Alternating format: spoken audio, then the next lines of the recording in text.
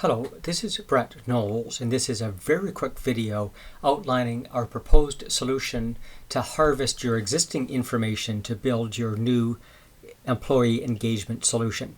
There's a longer version of this video if you require more detail. Now, the good news is most of the information we need already exists. We can, in fact, as a desktop campaign, take a look at your strategy document and produce most of this for you. So ultimately, we want to get to that employee performance report. To create that, what we should be able to do is take your existing personnel and fill that into a spreadsheet. What we'll then do is grab the strategic goals and initiatives that your team is supporting and put those in the spreadsheet.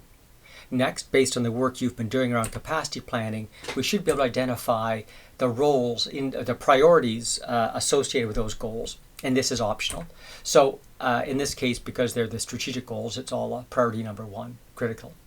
And then based on the work you've been currently doing, we should be able to find out who's involved with each of these initiatives and what their role is.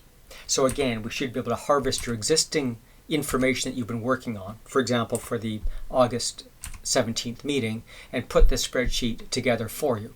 Now, you still may need to tweak it a bit. Now, you may also have a series of initiatives that you've developed for yourself in your own department. In this example, we're working with HR, and they've developed a list of their initiatives, and they've prioritized them and put who's associated with them. So again, we just have to harvest this information and put it on the spreadsheet for you. It's going to be roughly correct, and you and your team might want to go back and review it for accuracy. But again, we can give this to you as a starting template, not requiring any of your time. Likewise, you may have some existing processes. So, in this case for HR, she's identified the core processes, the sub-processes, and the owners, and again, we can just harvest that information and put it on the spreadsheet and give that to you as a straw model to start with. So, in this process, what we've done is captured all the role information that we need and can in fact put it into, a big picture, one spreadsheet where we have the staff, your initiatives, and your processes. In fact, what we can also do for you, if it's useful, is add up for you across the individuals to give you a workload balance. What's that look like? Well, we should be able to see, based on the processes and projects they're involved in, how busy your people are. And in this case, we can see that perhaps we're under allocating to Cheryl and over allocating to Catherine. So we can begin to do some load balancing work. Again, optional, and if it's useful to you.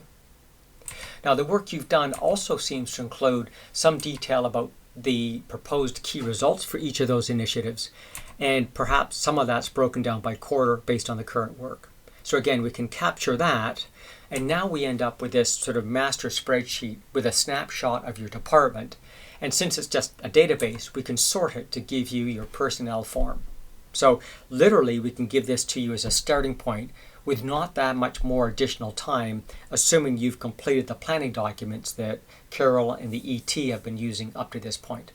You may still need to tweak it, but we should be able to give you a running start with very little time on your part.